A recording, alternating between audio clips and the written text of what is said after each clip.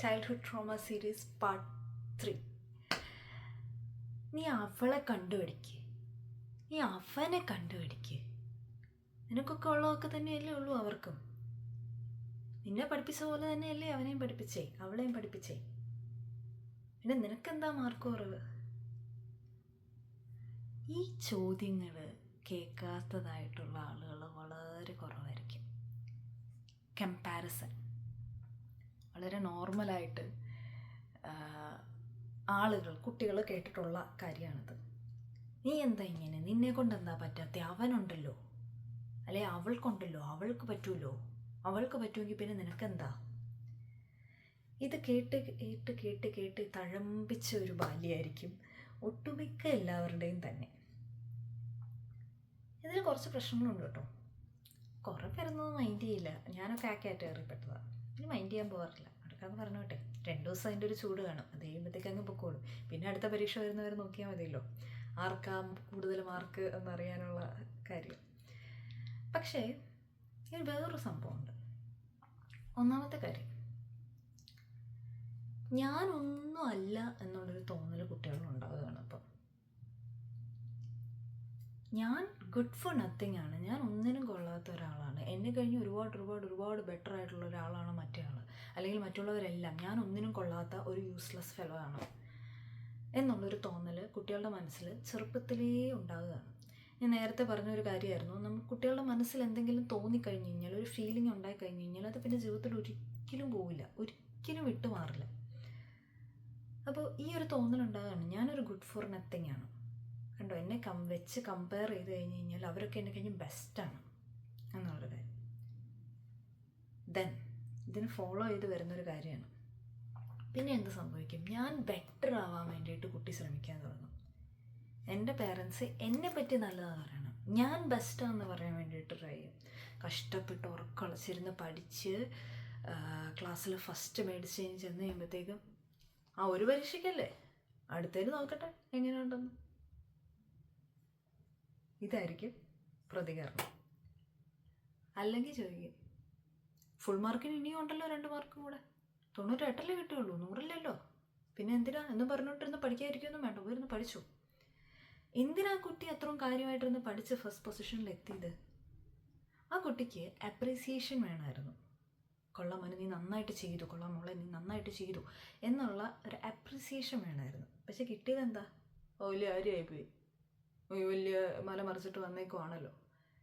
ഇത് കേട്ടപ്പോൾ ആ കുട്ടിക്ക് ഇത്രയും നേരം ഞാൻ ചെയ്ത എൻ്റെ എല്ലാ പ്രയത്നങ്ങളും, ഇത്രയും നാൾ ഞാൻ ചെയ്ത എല്ലാ വർക്കും വെറുതെ ആയി പോയല്ലോ എന്നൊരു തോന്നലുണ്ടാകുകയാണ്. അപ്പോൾ അവരുടെ ഉള്ളിൽ ഒരു ഇൻഫീരിയോറിറ്റി കോംപ്ലക്സ് വന്നുകൊണ്ടിരിക്കുകയാണ്. വീണ്ടും വീണ്ടും ഞാൻ യൂസ്ലെസ് ആണ്, ഞാൻ ഒന്നിനും കൊള്ളാത്തതാണ് എന്നുള്ളൊരു ഇൻഫീരിയോറിറ്റി കോംപ്ലക്സ് പിന്നെ പിന്നെ വന്നുകൊണ്ടിരിക്കുക. എവിടുന്നാണ് ഇത് വന്നത്? ചെറിയൊരു സെൻറ്റൻസാണ്, നീ അവനെ കണ്ടുപിടി അല്ലെ അവളെ കണ്ടുപിടി എന്നുള്ളൊരു സെൻറ്റൻസിൽ നിന്ന് വന്നതാണ്. വളരെ നോർമലൈസ്ഡ് ആയിട്ടുള്ള, നമ്മുടെ ഒരു ജനറേഷനിൽ എന്ന് പറഞ്ഞാൽ വളരെ നോർമലൈസ്ഡ് ആയിട്ട് ഉള്ളൊരു കാര്യമാണ്. ഒരു 99.9% പേരൻസും ഇങ്ങനെ ചോദിക്കും അല്ലേ. പിന്നെ ഒരു പോയിന്റ് കഴിഞ്ഞിട്ട് അവർ മടുത്തിട്ട് ചിലപ്പോൾ നിർത്തുന്നതാവുള്ളൂ. ഞാനൊക്കെ കുറേ കാലം കേട്ടിട്ടുണ്ട്, വാട്ടെവർ. പക്ഷെ നമ്മളൊന്നും മൈൻഡ് ചെയ്തിട്ടില്ല, ചെവി കൊണ്ടിട്ടില്ലാത്തതുകൊണ്ട് വലിയ കുഴപ്പമില്ല. അപ്പോൾ അതാണ് ഒന്നാമത്തെ കാര്യം. ഇവരുടെ ഉള്ളിൽ ആ തോന്നലുണ്ടായി, ഞാൻ ഒന്നിനും കൊള്ളില്ലാത്ത ഒരാളാണ് എന്നുള്ളൊരു തോന്നലുണ്ടായി, ഗുഡ് ഫോർ നത്തിങ് ആണ് എന്നുള്ളൊരു തോന്നൽ കമ്പാരിസൺ വഴി ഉണ്ടായി. രണ്ടാമത്തെ ഒരു സംഭവമുണ്ട്, കോമ്പറ്റേറ്റീവ് സ്പിരിറ്റ്. ഇത് ഒരേ സമയം നല്ലതുമാണ് മോശമാണെന്ന് ഞാൻ പറയും. കോമ്പറ്റേറ്റീവ് സ്പിരിറ്റ് എന്ന് പറഞ്ഞാൽ, competitive spirit in A good sense അത് എപ്പോഴും നല്ലതാണ്. അതായത് ഒരു പരിധി വരെ എന്തിനാണ് ജീവിതത്തിൽ നമ്മുടെ ലക്ഷ്യങ്ങളെ നേടിയെടുക്കാൻ വേണ്ടിയിട്ടും കാര്യങ്ങൾക്കൊക്കെ ഒരു കോമ്പറ്റീഷൻ ഉള്ളത് നല്ലതാണ്. അപ്പോൾ ഇവിടെ സംഭവിക്കുന്നത് എന്താ? മറ്റുള്ളവരെ കമ്പയർ ചെയ്യാൻ തുടങ്ങുക. നമ്മളെങ്ങനെ കോമ്പീറ്റ് ചെയ്യുന്നത്? മറ്റേ ആളെ കമ്പയർ ചെയ്തുകൊണ്ടാണ് നമ്മൾ കോമ്പീറ്റ് ചെയ്യാൻ പോകുന്നത്. ഓക്കെ, കോമ്പറ്റീഷൻ എന്ന് പറഞ്ഞു വന്നത് ഇപ്പോൾ വളരെ സിമ്പിളായിട്ട് ഞാൻ പറയാം. ലെറ്റ്സ് സേ നമ്മളൊരു മത്സരത്തിന്, നമ്മൾ കുഞ്ഞായിരുന്നപ്പോൾ ഒരു കോമ്പറ്റീഷന് ചേർത്തു. അതല്ല കേട്ടോ ഈ കോമ്പറ്റീഷൻ, ബട്ട് സ്റ്റിൽ ഒരു കോമ്പറ്റീഷൻ നമ്മൾ പോവാണ്. ഫസ്റ്റ് കിട്ടിയില്ല, ഭയങ്കര ടാലൻറ്റഡ് ആണ്, എല്ലാ പ്രാവശ്യവും ഫസ്റ്റൊക്കെ മേടിക്കുന്നതാണ്, പക്ഷെ ഇപ്രാവശ്യം ഫസ്റ്റ് കിട്ടിയില്ല. നിങ്ങൾ നിങ്ങളുടെ ബാല്യകാലത്ത് എപ്പോഴെങ്കിലും ഫസ്റ്റ് കിട്ടിയില്ല, എനിക്ക് സെക്കൻഡാണ് എന്ന് പറയാൻ എങ്ങനെ ഞാൻ വീട്ടിൽ പറയും എന്നോർത്ത് പേടിച്ചിട്ടുണ്ടോ? It is a childhood trauma. It is a trauma. എനിക്ക് പേടിയാണ് ഞാൻ തോറ്റുപോയി എന്ന് പറയാൻ. ഫിയർ ഓഫ് ഫെയിലിംഗ് അവിടുന്ന് തുടങ്ങുന്നതാണ്. തോറ്റുപോയാൽ എന്ത് ചെയ്യും? ഞാൻ തോറ്റുപോയാൽ എന്ത് ചെയ്യും? ഞാൻ എപ്പോഴും ജയിക്കാനേ പാടുള്ളൂ, ജയിക്കുക മാത്രമേ ചെയ്യാവുള്ളൂ. ഫിയർ ഓഫ് ലൂസിങ് എന്ന് പറയുന്നത്, അല്ലെങ്കിൽ ഫിയർ ഓഫ് ഫെയിലിയർ എന്ന് പറയുന്നത് ഭയങ്കര വലിയൊരു ഒരു പ്രശ്നമാണ്. ഈ പറഞ്ഞ ചില പാരൻസ് ഉണ്ട്, എല്ലാവരും എന്ന് ഞാൻ പറയില്ല, ഈ പറഞ്ഞ 99.9% ഒക്കെ പിന്നെയും കുറയും. എനിക്ക് തോന്നുന്നൊരു 50 or 60% ഓഫ് പാരൻസ് അവരുടെ മക്കളായിരിക്കണം എപ്പോഴും ഫസ്റ്റ് എന്ന് പറയുന്നതാണ്. അവരോടത് ചോദിച്ചു കഴിഞ്ഞാൽ അവർ പറയും നല്ല ട്രെയിനിങ് കൊടുത്ത് ഇങ്ങനെ പഠിപ്പിച്ചു കഴിഞ്ഞാൽ പിള്ളേർ നല്ല രീതിയിൽ എത്തുള്ളൂ, അവരുടെ ടാലൻസ് എക്സിബിറ്റ് ചെയ്യാൻ പറ്റത്തുള്ളൂ എന്ന് പറയും. ഈ കുട്ടികൾ ശരിക്കും പേടിച്ചാണ് പോയിക്കൊണ്ടിരിക്കുന്നത്. അവർ കോമ്പറ്റീഷൻ എൻജോയ് ചെയ്ത് പങ്കെടുക്കാൻ പറ്റാതെ അവർ ഭയങ്കര പേടിയോടുകൂടിയാണ് അതിനെ അപ്രോച്ച് ചെയ്യുന്നത്. അയ്യോ ഫസ്റ്റ് കിട്ടിയില്ലെങ്കിൽ വീട്ടിൽ നിന്ന് വഴക്കും അറിയുമല്ലോ, സെക്കൻഡായി പോയാൽ എന്ത് ചെയ്യും? അപ്പോൾ അവർ അത്രയും സ്ട്രെസ്ഡ് ആവുകയാണ് കുട്ടികൾ. ചെറിയ പ്രായത്തിൽ അവർക്ക് താങ്ങാവുന്നതിൽ കൂടുതൽ സ്ട്രെസ്സ് കൊടുത്തുകൊണ്ടിരിക്കുകയാണ് കുട്ടികൾക്ക്. ഈ ഒരു എന്താ പറയുക, ഒരു ബലഹീനമായൊരു സൈഡ് അതിൽ വരും. വേറൊരു സൈഡ് എന്ന് പറയുന്നത് പതിയെ പതിയെ ഈ കുട്ടികളിലേക്ക് ഇത് വരാൻ തുടങ്ങും.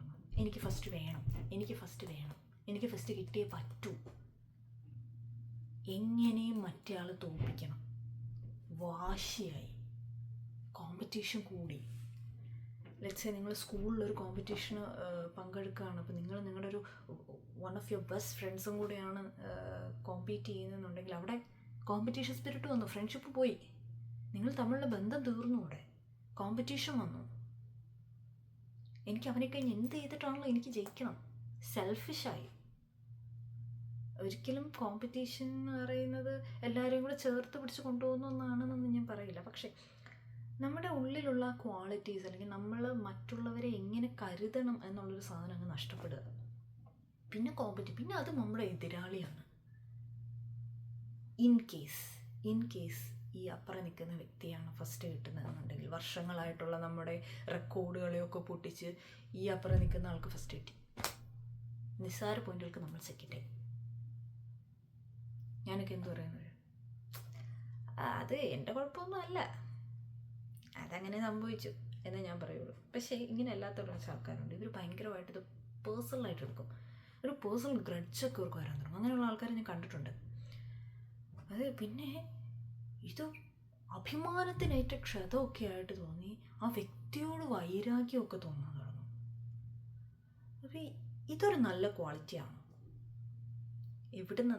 എവിടുന്നാണ് ഈ ക്വാളിറ്റി, ഈ സ്വഭാവം വരാൻ കാരണം എന്താണ്? എവിടുന്ന് അത് തുടങ്ങിയത്? പോകുന്ന മത്സരത്തിന് ഫസ്റ്റ് മേടിച്ചുകൊണ്ടേ ഇങ്ങോട്ട് വരാവുള്ളൂ. ആ ചെറിയ സെൻറ്റൻസിൽ നിന്ന് തുടങ്ങിയതാണ്, ആ ചെറിയൊരു ഡയലോഗിൽ നിന്ന് തുടങ്ങിയതാണ്. അവരുടെ ആ കുട്ടിയുടെ പേഴ്സണാലിറ്റി, ആ കുട്ടിയുടെ ക്യാരക്ടറിനെ എന്തുമാത്രം അത് എഫക്റ്റ് ചെയ്തു നോക്കും. നമ്മുടെ ജീവിതത്തിൽ കുട്ടികൾക്ക് കൊടുക്കുന്ന കുറച്ച് ട്രോമകളാണിത്. മറ്റുള്ളവരുമായിട്ട് കമ്പയർ ചെയ്യുക, മറ്റുള്ളവരുമായിട്ട് കോമ്പീറ്റ് ചെയ്യുക എന്നൊക്കെയുള്ള കാര്യങ്ങൾ.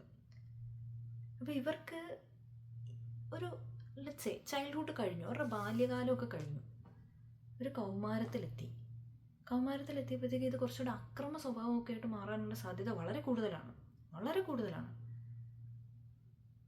ഇന്ന് എനിക്ക് തോന്നുന്നു ഇന്നത്തെ കാലത്ത് പല ടീനേജ് കുട്ടികളും ആത്മഹത്യ ചെയ്തതും തമ്മിൽ കൊല്ലുന്നതിൻ്റെയും ഒക്കെ കാരണങ്ങൾ ഈ പറയുന്ന ഒരു പേഴ്സണൽ ഗ്രഡ്ജ്, ഈ കോമ്പറ്റേറ്റീവ് സ്പിരിറ്റിൽ നിന്നുണ്ടാകുന്ന ഒരു ഗ്രഡ്ജ് വെച്ചിട്ടാണ്. നീയേ ഫസ്റ്റ് മേടിക്കാവുള്ളൂ, നീയേ ഫസ്റ്റ് വരാവുള്ളൂ എന്നുള്ള പാരൻസ് കൊടുക്കുന്ന വലിയൊരു സ്ട്രെസ്സുണ്ട് അവർക്ക്. അതിൽ നിന്ന് ഒരുപാട് നെഗറ്റീവ് സ്വഭാവങ്ങൾ കുട്ടികൾക്ക് ഇട്ടുകൊണ്ടിരിക്കുകയാണ്. ഓക്കെ, കൗമാരവും കഴിഞ്ഞു, യൗവനത്തിലെത്തി. When you step out of your school zone, അല്ലെങ്കിൽ നിങ്ങളുടെ ബാച്ചിലേഴ്സ് കഴിഞ്ഞു, നിങ്ങളുടെ ഡിഗ്രി കഴിഞ്ഞു, സ്കൂൾ കഴിഞ്ഞു, നിങ്ങളുടെ പഠനം കഴിഞ്ഞു, നിങ്ങളൊരു കോർപ്പറേറ്റ് ഫീൽഡിലേക്ക് കയറുക, നിങ്ങൾ ജോലിക്ക് കയറുന്ന സമയം, ജോലി എല്ലായിടത്തും കോർപ്പറേറ്റ് ഫീൽഡ് തന്നെയാണ്. അപ്പോൾ കോർപ്പറേറ്റ് ഫീൽഡിലേക്ക് കയറുകയാണ്. There will be competitions.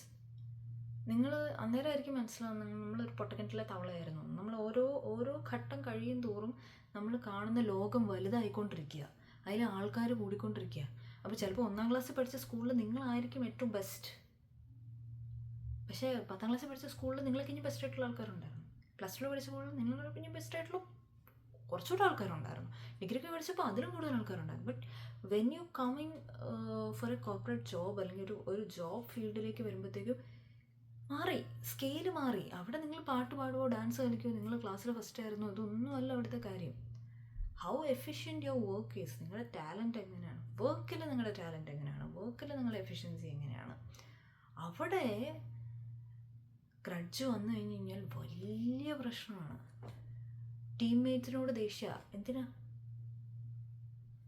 ടീംമേറ്റിനോട് ദേഷ്യം? അവൻ എന്നെ കഴിഞ്ഞാൽ നന്നായിട്ട് പെർഫോം ചെയ്യുന്നു, അവനാണ് അല്ലെങ്കിൽ അവളാണ് പെർഫോമർ ഓഫ് ദ മന്ത്. കണ്ടോ, ചെറുപ്പത്തിൽ തുടങ്ങിയ ഒരു ചെറിയ സെൻറ്റൻസിൽ നിന്ന് തുടങ്ങിയ ഒരു കാര്യം വലുതായപ്പോഴത്തേക്കും വലിയ ഒരു ഗ്രഡ്ജിലും ഒരുപാട് പേഴ്സണൽ റിലേഷൻസിലുണ്ടാകുന്ന വിള്ളലുകളിലൊക്കെ മാറുകയാണ്. നമ്മൾ സ്കൂൾ കാലഘട്ടമൊക്കെ കഴിഞ്ഞ് കഴിഞ്ഞാൽ ഈ വർക്ക് പ്ലേസിലൊക്കെ എത്തുമ്പോഴത്തേക്ക് നമുക്ക് കൊളീഗ്സ് ആയിരിക്കും നമ്മുടെ ഫ്രണ്ട്സായിട്ട് വരുന്നത്. ഈ കൊളീഗ്സിനെ ഫ്രണ്ട്സാക്കാൻ നമുക്ക് പറ്റുന്നില്ല എന്നുണ്ടെങ്കിൽ അവിടെയും നമ്മൾ കമ്പാരിസണും കോമ്പറ്റീഷനും ഒക്കെ തന്നെ നോക്കിക്കൊണ്ടിരിക്കുക. വർക്ക് സ്പേസിൽ ഓഫ് കോഴ്സ് കോമ്പറ്റീഷൻ ഉണ്ടാവണം. പക്ഷേ അത് ഒരു പേഴ്സണൽ റിലേഷൻ, നമ്മുടെ കൊളീഗിനെ നമുക്കൊരു ഫ്രണ്ട്ലി അപ്രോച്ച് ചെയ്യാൻ പറ്റത്തില്ലാത്ത തരത്തിലുള്ള ഒരു കോമ്പറ്റീഷനിലേക്ക് അല്ലെങ്കിൽ ഒരു ആറ്റിറ്റ്യൂഡിലേക്ക് എത്തിക്കുക എന്ന് പറയുന്നത് വളരെ മോശമായിട്ടുള്ളൊരു കാര്യമാണ്. നമുക്ക് പിന്നെ ജീവിതത്തിൽ പേഴ്സണൽ റിലേഷൻസ് ഒന്നും ഇല്ലാതായി പോകും. അപ്പോൾ ഇതൊക്കെ എവിടെ നിന്ന് തുടങ്ങി? A little comparison from the childhood.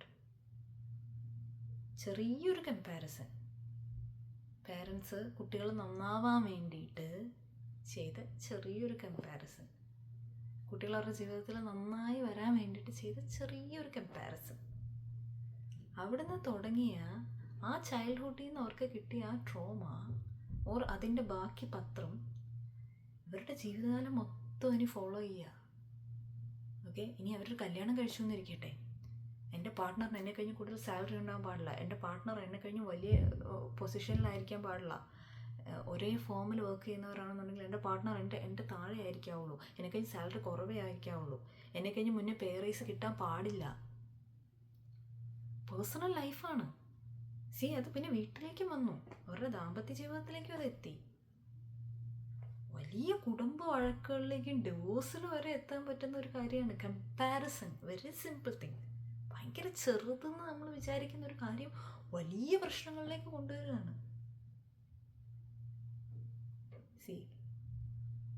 Childhood trauma. അപ്പോൾ ഒന്ന് ആലോചിച്ച് നോക്കി. കോമ്പറ്റീഷൻ വേണം, കമ്പാരിസൺ വേണം. ആരോടാണെന്നറിയോ? നമ്മളോട് തന്നെ. ഇന്നലത്തെ നിങ്ങളെ നോക്കുക. ആ ഇന്നലത്തെ നിങ്ങളുമായിട്ട് ഇന്നത്തെ നിങ്ങൾ കമ്പയർ ചെയ്യുക. ഇന്നലത്തെ നിങ്ങൾ മോശമായിരുന്നോ? ബെറ്ററാക്കാൻ ശ്രമിക്കേ. ഇന്നത്തെ നിങ്ങളെ കഴിഞ്ഞ് ബെറ്റർ ആണോ ഇന്നത്തെ നിങ്ങൾ? ആലോചിച്ച് നോക്ക്. ഇന്നലത്തെ നിങ്ങളുമായിട്ട് കോമ്പീറ്റ് ചെയ്യേ. ഇന്നലത്തെ നിങ്ങളെ ബെറ്റർ പൊസിഷനിലായിരുന്നു വരുന്നത്. കോമ്പീറ്റ് ചെയ്യേ. എപ്പോഴും ഇന്നലത്തെ നിങ്ങളെ കഴിഞ്ഞും ഇന്നത്തെ നിങ്ങൾ ബെറ്റർ ആവാൻ വേണ്ടി ശ്രമിച്ചുകൊണ്ടിരിക്കുക. Start comparing your self. Because അപ്പുറം നിൽക്കുന്ന ആളുടെ കഴിവുകൾ വ്യത്യാസമാണ്. നമ്മുടെ അതേ കഴിവുകളുള്ളൊരു വ്യക്തിയൊന്നും അപ്പുറം ഇല്ല. അതേ മീറ്ററിലുള്ള കഴിവുകളുള്ള ഒരു വ്യക്തിയേ ഇല്ല. Even if your sibling, it is your sibling, നിങ്ങളുടെ ഒരു സഹോദരനോ സഹോദരിയോ ആയിക്കോട്ടെ, അവർക്ക് പോലും നിങ്ങളുടെ അതേ മീറ്ററിലായിരിക്കില്ല ടാലൻറ്റ്. 3 കുട്ടികളുള്ള ഒരു ഫാമിലി ഉണ്ടെന്നുണ്ടെങ്കിൽ 3 കുട്ടികൾക്ക് ഇപ്പോൾ പാട്ട് പാടാൻ കഴിവുണ്ട്. ഓക്കെ, 3 കുട്ടികളുടെ കഴിവ് വ്യത്യാസമായിരിക്കും. ചിലപ്പോൾ അതിൽ ഒരാൾ മറ്റു 2 പേരെ കഴിഞ്ഞ് ഭയങ്കര ബെറ്റർ ആയിരിക്കും. അപ്പോൾ നമ്മൾ എന്തിനാ മറ്റുള്ളവരുമായിട്ട് കമ്പയർ ചെയ്യുന്നത്? നിങ്ങളുടെ സെയിം മീറ്ററിലുള്ള ആൾക്കാരല്ല അതൊന്നും. പിന്നെ എന്താ നമ്മൾ മറ്റുള്ളവരുമായിട്ട് കമ്പയർ ചെയ്യുന്നത്? നമ്മുടെ സെയിം മീറ്ററിൽ നമ്മുടെ സെയിം കഴിവുകളുള്ള ആരാ ഉള്ളത്? നമ്മൾ മാത്രമേ ഉള്ളൂ. അപ്പോൾ ആരുമായിട്ട് കമ്പയർ ചെയ്യണ്ടേ? നമ്മളുമായിട്ടല്ലേ. So let's start saying bye bye to childhood traumas.